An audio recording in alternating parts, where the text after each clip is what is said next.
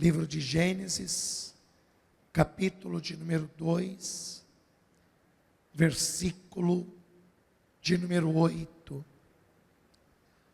diz assim: E plantou o Senhor Deus um jardim no Éden, da banda do Oriente, e pôs ali o homem que tinha formado, assim seja. Amém, igreja? Veja só, Deus, Ele tinha o norte, Ele tinha o sul, Ele tinha o oeste, para escolher, para fazer o jardim do Éden. Mas Deus escolhe exatamente o ocidente, e diz que ali no Éden, a palavra Éden significa paraíso, ali no Éden, Deus planta um jardim, e Ele pega este jardim plantado na região do ocidente, como nós lemos aqui do Oriente, melhor dizendo, da banda do Oriente, e Ele planta este jardim, e Ele coloca ali o homem, a qual Deus criou. E aí nós começamos a pensar uma coisa: por que Deus escolhe exatamente o lado ocidental, o ocidente, para plantar o jardim? Deus estava fazendo uma nova coisa, estava fazendo uma nova criação, e Ele está querendo mostrar que isso é algo novo. E por que Ele escolhe o ocidente? Porque é exatamente dali que o sol nasce. E veja, o sol, ele nasce trazendo um novo dia, não é assim? Quando o sol nasce, nós temos a ideia de que um novo dia está iniciando. E como Deus queria trazer um novo tempo, que Ele estava fazendo ali uma nova criação, que Ele estava ali trazendo uma nova criatura, que neste caso era um homem, Deus está plantando este jardim no Oriente, na área oriental, e Ele está ali plantando e colocando o homem neste jardim. Eu vou ler mais uma vez, preste atenção. E plantou o Senhor Deus um jardim no Éden, da banda do Oriente, e pôs ali o homem que tinha formado, assim seja. Deus fez isso porque Ele estava fazendo novas coisas. Deus estava iniciando uma nova criação. Deus estava iniciando um novo tempo. E eu tenho que perguntar isso para você. Você crê que Deus é poderoso para trazer um novo tempo na sua vida? Que Deus é poderoso para fazer novas coisas acontecerem na sua vida? Ah, pastor, eu creio. Então, desocupe as tuas mãos e vamos dar uma linda salva de palmas para o Senhor e para a sua palavra. Pai bendito, Deus amado e todo-poderoso, envia a tua palavra com poder e autoridade, e que a tua palavra, ela vá e produza o resultado para o qual está sendo mandada, em nome de Jesus. Assim seja. Digam todos: assim seja. Pode tomar o teu assento, mas eu convido você a prestar atenção no que a palavra de Deus ela tem a dizer e a falar ao seu coração.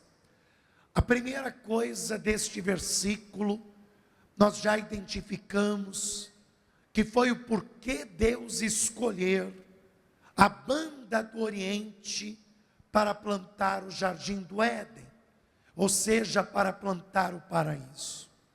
Deus estava fazendo uma nova criação, fazendo uma nova criatura, que neste caso era um homem, e para identificar esta nova coisa, Deus ele escolhe onde o sol nasce, a direção onde o sol nasce, para iniciar esta nova criação.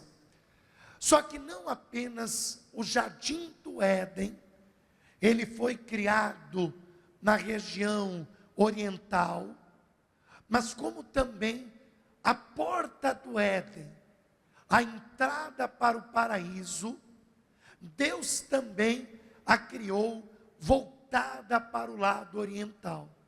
Pastor, como que o senhor sabe disso?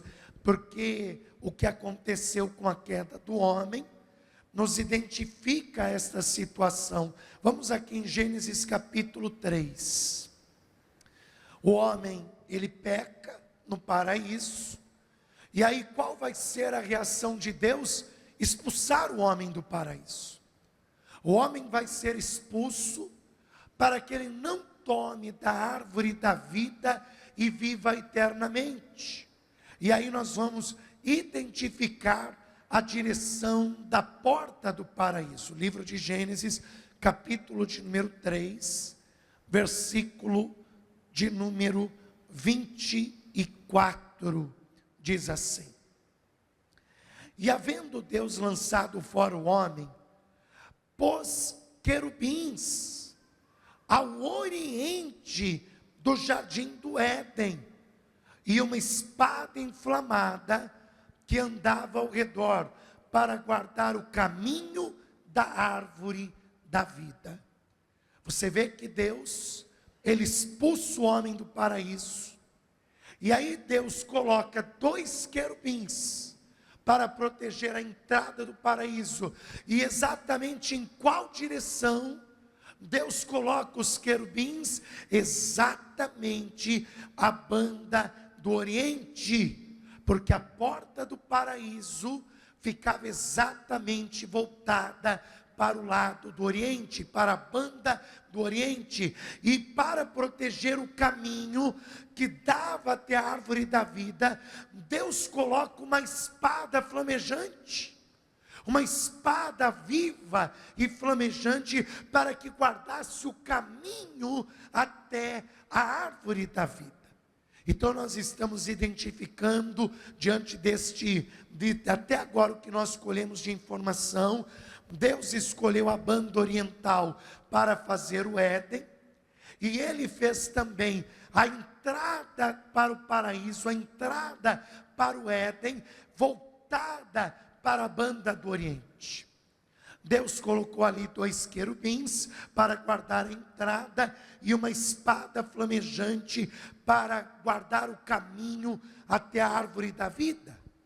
Só que aí o tempo vai se passando, o homem, ele foi expulso do paraíso, e aí nós vamos ver o pecado crescendo no meio da humanidade. Nós vamos ver o homem, crescendo, multiplicando-se, só que a iniquidade também. E nós vamos ver o primeiro homicídio da história da humanidade, e infelizmente foi um irmão que tirou a vida do seu próprio irmão. Eu estou falando de Caim e Abel. Caim, ele estende a mão contra o seu irmão Abel e o mata, tira a vida do próprio irmão. E então Deus vem até Caim e diz: Caim, onde está o teu irmão Abel? E Abel diz a Deus: por acaso eu sou o cuidador do meu irmão? Ele já é grande, ele que se cuide. E aí Deus diz: não, Caim, porque o sangue do teu irmão me clama desde a sepultura por justiça. O que tu fizeste? E naquele momento Caim, ele denuncia a si mesmo que ele tirou a vida do próprio irmão. E aí Caim diz a Deus: eis que errante serei na tua face, e todos os que cruzarem o meu caminho e saberem o que eu fiz, tentarão também tirar a minha vida. E Deus então faz um sinal no Caim, para que ninguém o mate, e ele diz: aquele que ferir Caim será vingado 70 vezes 7. E aí Deus manda que Caim saia da sua presença.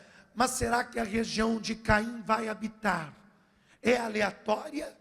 Ou será que tem um porquê dele escolher esta região? Pensa tudo o que eu te expliquei até agora. E vamos ler a escolha de Caim para onde ele vai morar. Livro de Gênesis, capítulo 4, versículo de número 16. E saiu Caim de diante da face do Senhor, e habitou na terra de Nod, da banda do oriente do Éden. Qual a região que ele escolhe habitar? Ele escolhe habitar exatamente a banda do oriente, onde ficava a porta para o paraíso, o caminho para a árvore da vida. Você sabe qual é a pretensão de Caim? Caim foi banido da presença de Deus, mas ele tem a esperança de que um dia ele consiga entrar no paraíso. Por isso que ele vai habitar em Nod, que fica exatamente voltada para o lado oriental, onde a porta do paraíso ficava. Há muitas pessoas que pensam como Caim. Eu vejo às vezes pessoas que elas querem o paraíso sem Deus. Elas querem o paraíso, elas almejam o paraíso, elas querem e têm esperança em um dia irem para o paraíso, de terem acesso à vida eterna, mas elas acham que não precisam de Deus para isso, e muito menos querem largar as suas más obras. Caim tirou a vida do próprio irmão, e ele, mesmo sabendo que havia cometido um pecado, que havia cometido algo gravíssimo, mas ele quer sem Deus e sem deixar as más obras alcançar a vida eterna. E às vezes tem pessoas que pensam assim: não, eu não preciso fazer boas obras, eu não preciso de Deus, eu vou para o céu do mesmo jeito, eu vou para o céu da mesma forma. Meu irmão, aprenda esta lição. Se você quer ter acesso ao paraíso, se você quer ter acesso à vida eterna, você tem que deixar as más obras, e você tem que entender que sem Deus ninguém alcança o paraíso. Se você quer o paraíso, o direito à vida eterna, o direito de entrar no reino de Deus, se liberte das más obras, se livre das obras errôneas, das obras erradas, e se apegue em Deus, porque é Deus que vai abrir para você as portas do paraíso, em nome de Jesus Cristo.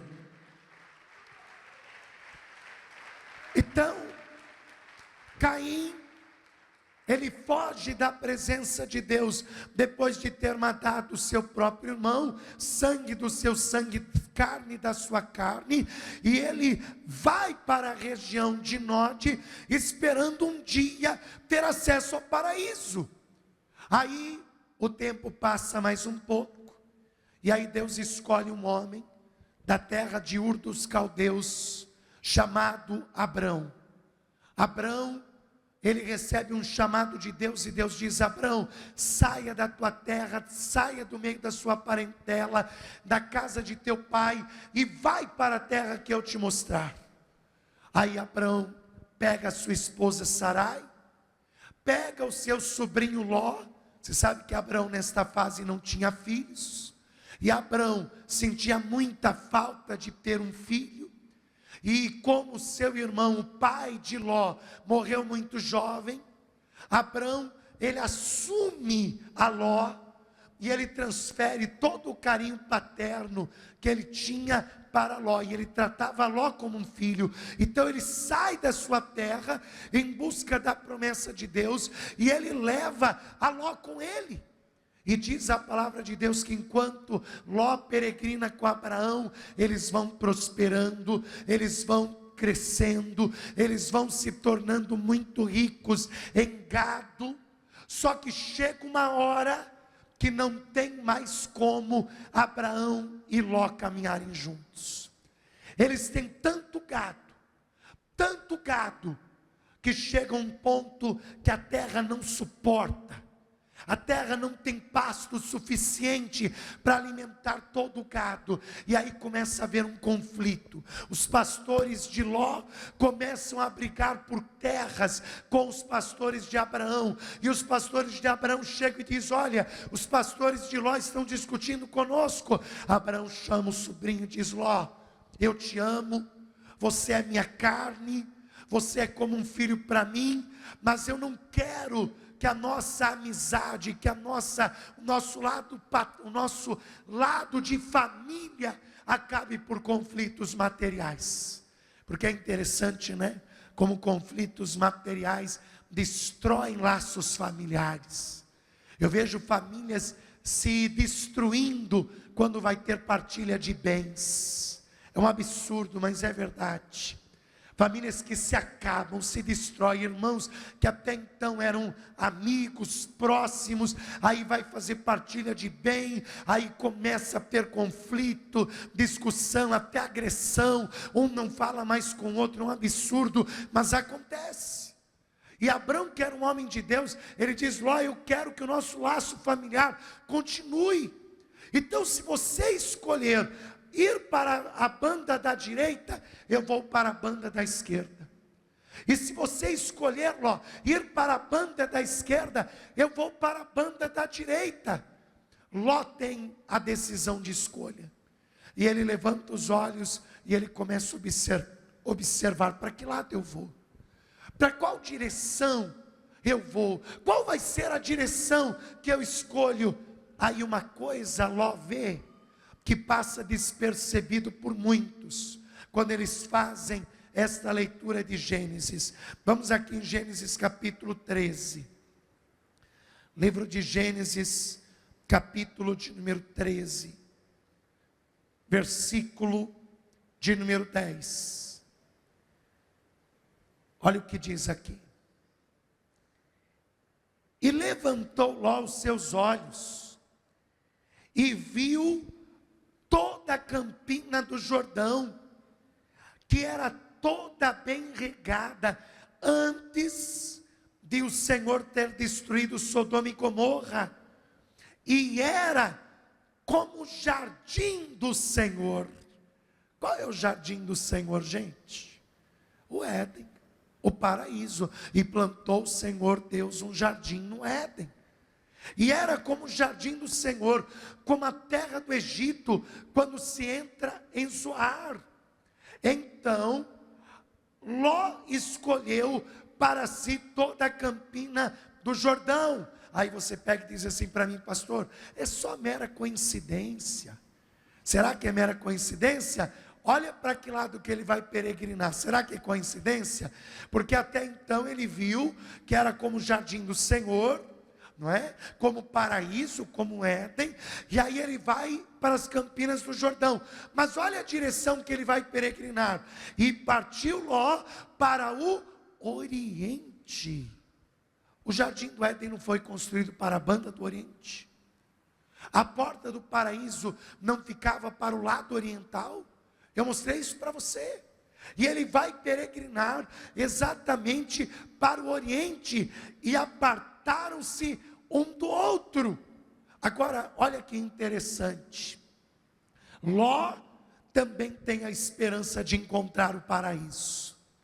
Vai que eu entre por ali e eu encontre o paraíso, e encontre a árvore da vida, e viva eternamente. Vai que eu consiga. Só que Ló, ele tipifica aquela pessoa que quer o paraíso.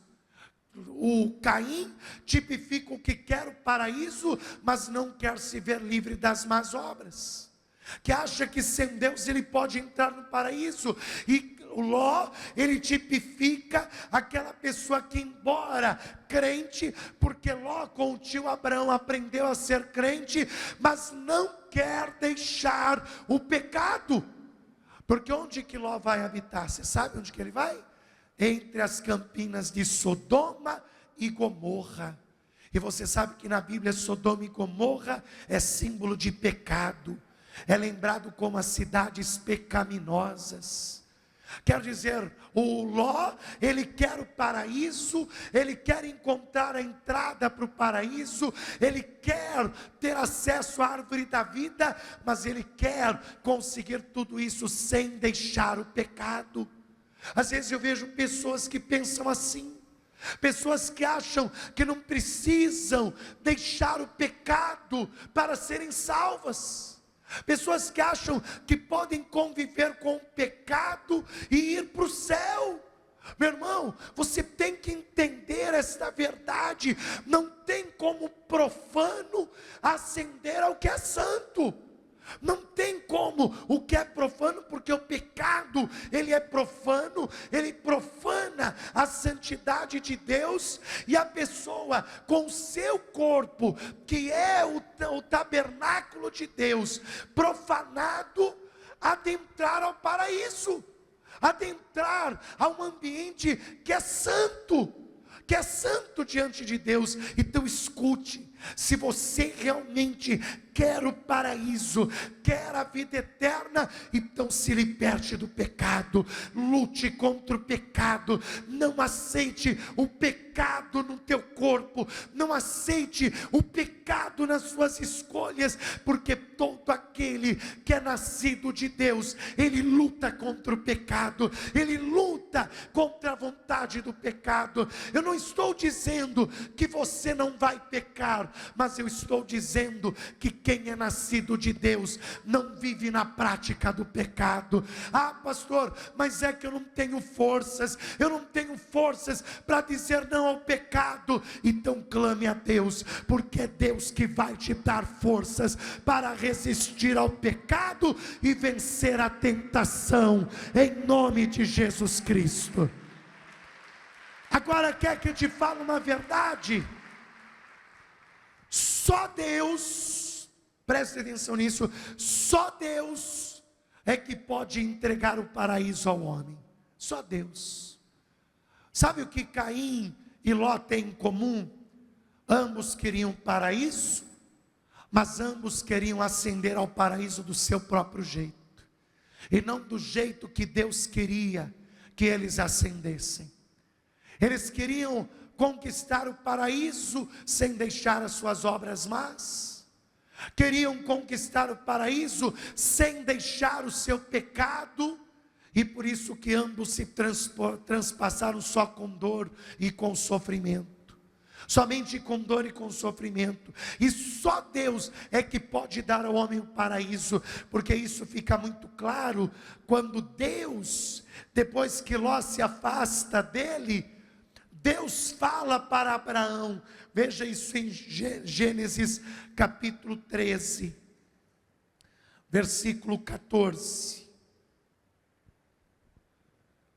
Diz assim: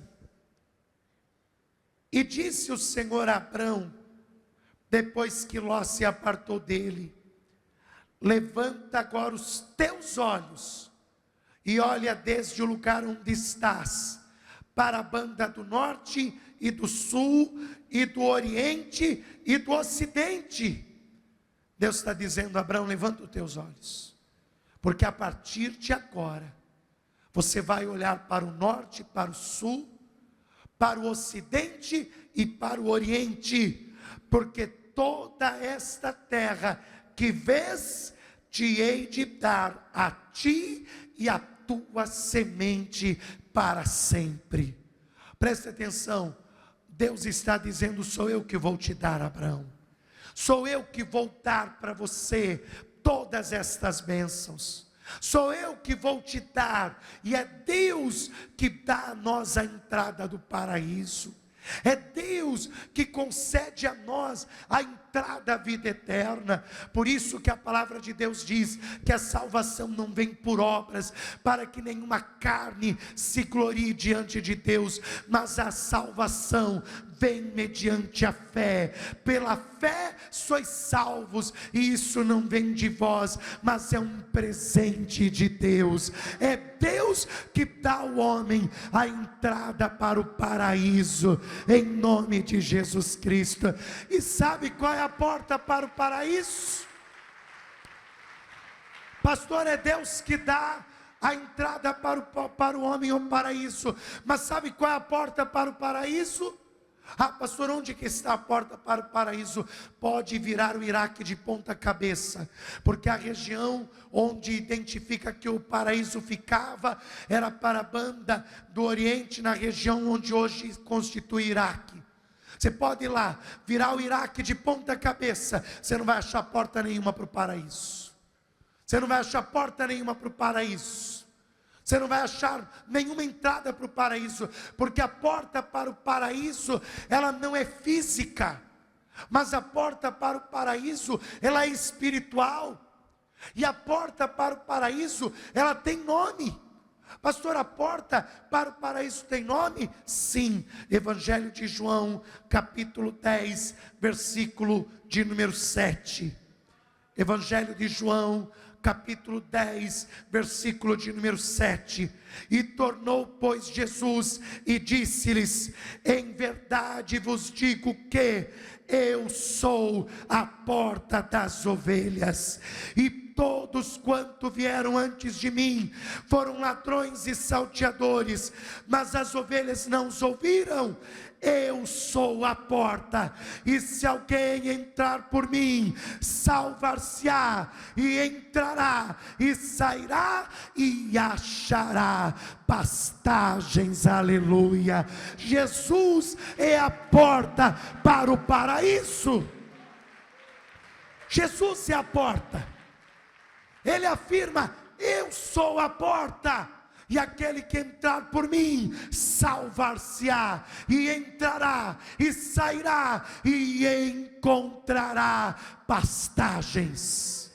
Quer dizer, as pessoas, por muitas vezes, estão buscando a porta de entrada para o paraíso nas religiões, e há religião para todo gosto, né?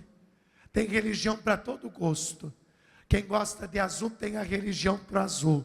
Quem gosta de verde tem a religião para o verde. Quem gosta de amarelo tem a religião para quem gosta de amarelo. Quer dizer, há religião para todos os gostos. Mas a entrada para o paraíso não é uma religião, mas é uma pessoa. É Jesus Cristo. Por isso que ele dizia: sem mim nada podeis fazer. Em outras palavras, sem Jesus não tem como entrar no paraíso. E para que não fique dúvida, escute o que eu vou te dizer. O lado do Oriente é o lado que o sol nasce, não é? E veja, a palavra de Deus diz no livro de Mateus, capítulo 17, no versículo de número 2, vamos ver isso aqui. Evangelho de Mateus, capítulo 17, versículo 2. Jesus subiu com Pedro, Tiago e João ao monte Tabor, e ali diante deles, Jesus se transfigurou na frente dos discípulos. E diz a palavra no livro de Mateus, capítulo 17, versículo de número 2: e transfigurou-se diante deles, e o seu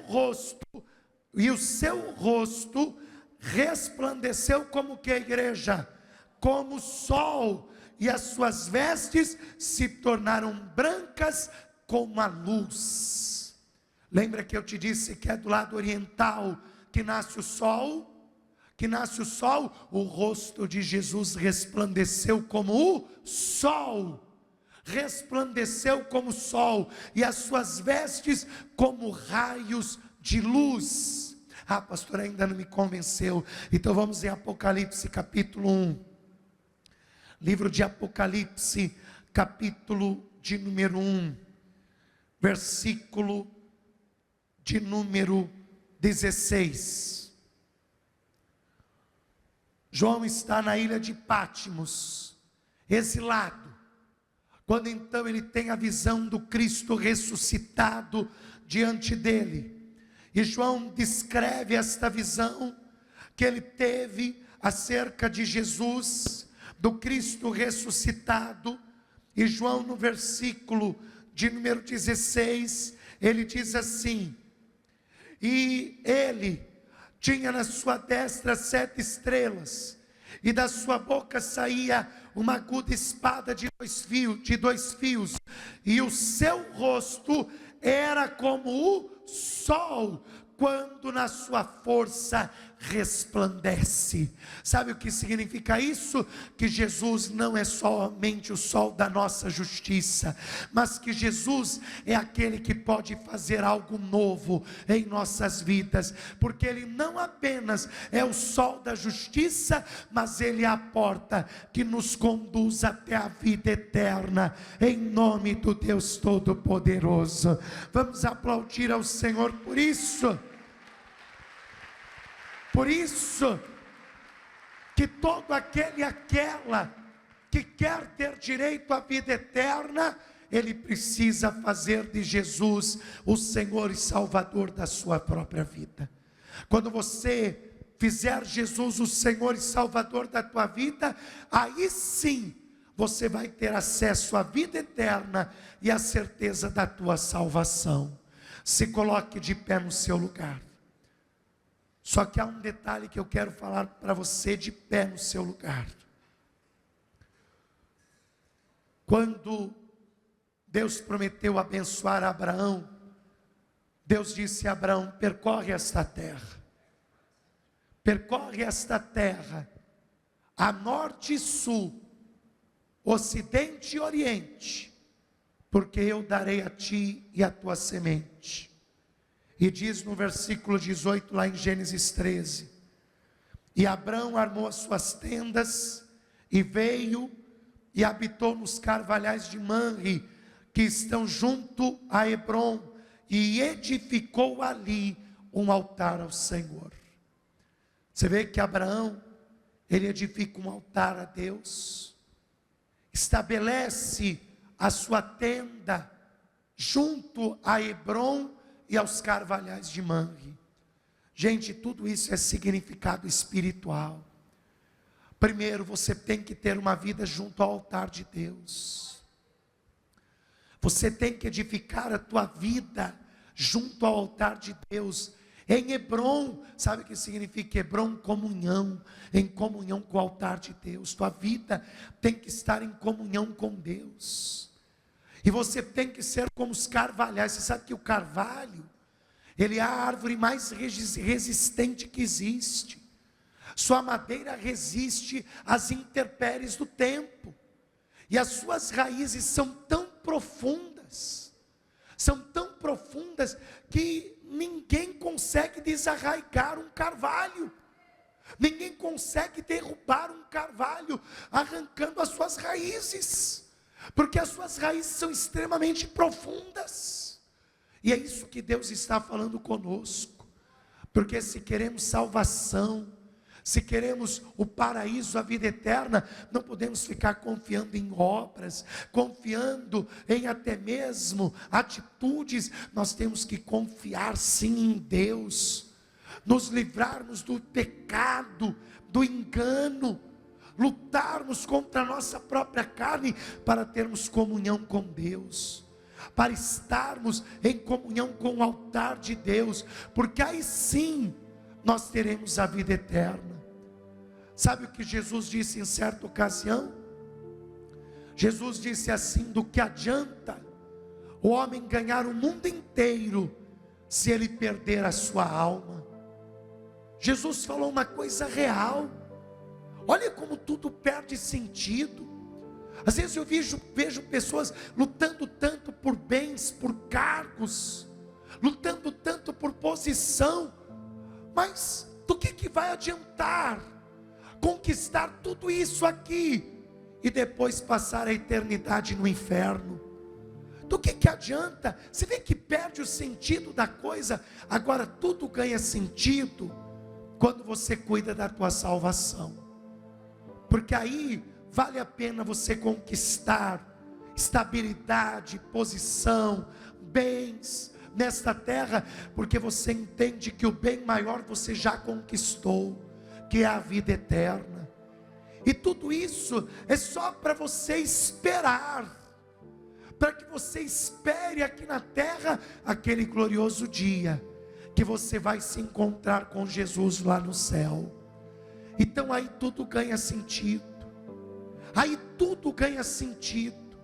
Por isso escute.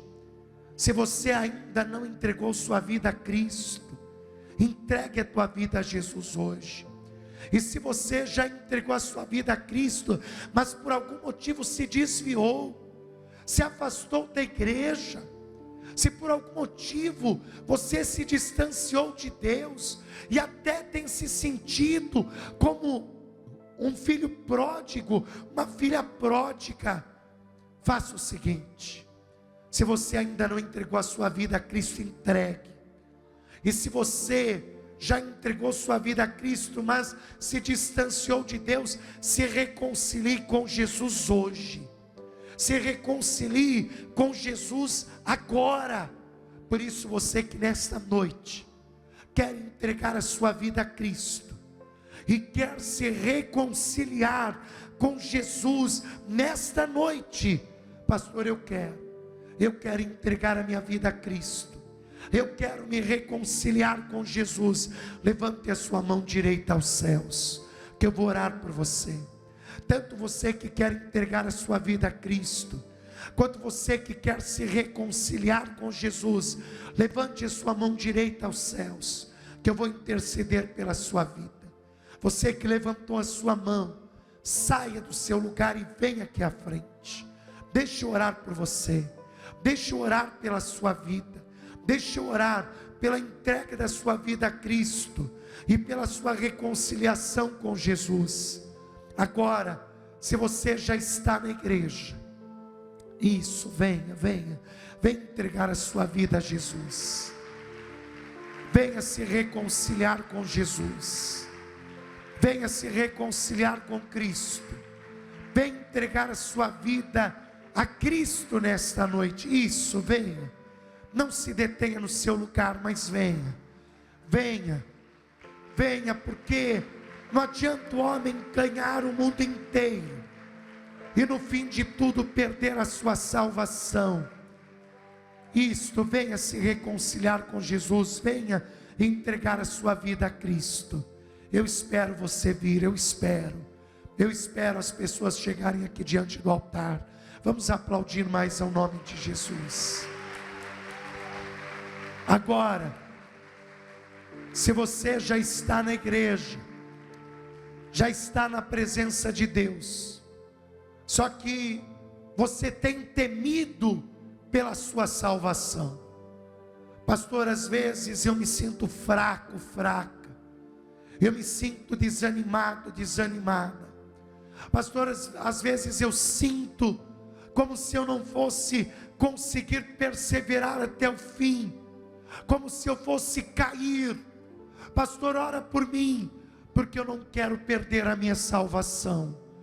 Você quer que eu ore por você, para que nada tire você da presença de Deus, para que nada e ninguém roube a tua salvação?